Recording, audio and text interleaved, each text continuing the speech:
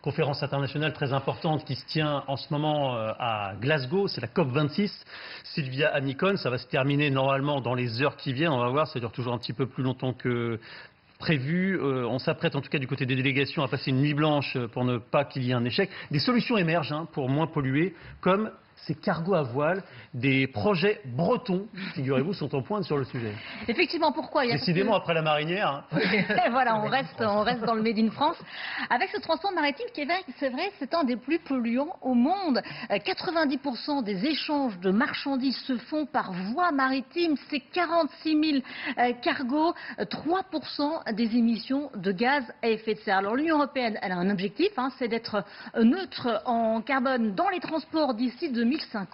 Eh bien, comment faire évoluer ces modèles? Eh bien, en attendant l'hydrogène, en attendant les carburants alternatifs, certains ont décidé de se servir d'une énergie qui est propre, inépuisable, ancestrale, le vent. Alors, plus d'une dizaine de projets sont en cours, à commencer par celui de Zéphyr et Boré à Nantes, qui va transporter des éléments de la fusée Ariane 6 jusqu'en Guyane. Alors, ils vont acheminer effectivement différents morceaux qui sont construits un peu partout en Europe.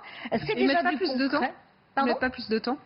Ils mettent pas plus de temps parce qu'en fait, là, pour Zéphyr et Boré, effectivement, c'est une combinaison moteur-vent. Donc en fait, c'est pas plus cher. C'est hybride, quoi. C'est hybride. Ça permet, alors on va un peu plus vite, ça permet effectivement des économies de carburant de 35%. Le bateau fait 120 mètres, 1500 mètres carrés de voile qui se règle toute seule en fonction du vent. Et donc on le disait, la vitesse, elle est constante grâce à ce moteur un peu hybride. Et ça ne coûte pas plus cher. On va justement écouter ce qu'en dit l'un des cofondateurs. On a des gréements qui sont complètement automatisés. Il n'y a besoin que d'une personne, en appuyant sur un bouton, peut maîtriser plusieurs milliers de mètres carrés de voilure. Donc aujourd'hui, on peut envisager une approche industrielle de l'utilisation du vent, avec ce que ça suppose de simplicité, d'automatisation et aussi de performance économique. Voilà, alors autre acteur, Neoliner, qui va développer lui une ligne d'ici 2024 presque entièrement à la voile entre Saint-Nazaire et Baltimore. C'est là qu'il y a du vent presque toute l'année. Utilité de ce transport, eh bien éviter les containers car tout ne rentre pas dedans aussi. Les containers, ça a des désavantages. On ne peut pas mettre dedans des bateaux, on ne peut pas mettre dedans non plus certaines machines. Et là aussi, il y a une économie de carburant pouvant aller jusqu'à 90%. Alors une quinzaine de marques ont déjà quand même signé avec Neoliner. Il y a Michelin, les cognacs NC ou encore Clarins, elles sont toutes intéressées par ces solutions bas carbone au même prix que le transport conventionnel. On cite un autre exemple, c'est Grain de Sel qui est à Morlaix, lui, qui transporte du vin, mais aussi du chocolat, du café. Ils viennent de partir pour une boucle transatlantique de 3 mois.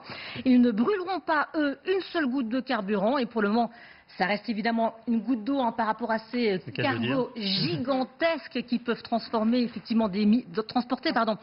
des milliers de containers. Mais en tout cas, voilà, chaque petit pas compte. Et pour les touristes, les passagers, il y a du nouveau? Ça va bientôt être aussi une réalité.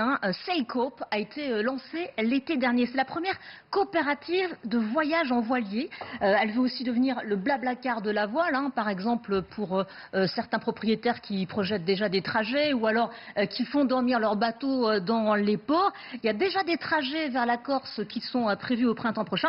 Et puis si vous voulez vous offrir une transatlantique, eh bien vous pouvez déjà réserver. Je ne sais pas si vous êtes intéressé. Il faut avoir un petit peu de temps devant soi, un mois tout de même, et puis un prix de 1 900 à 2 200 €. Tout inclus, logé nourri. C'est pas mal. Allez, puisqu'on parle argent et gros sous, on va continuer à le faire avec Jean-Pierre Pernaut. Jean-Pierre et vous, et votre argent, c'est tout de suite. Et on se retrouve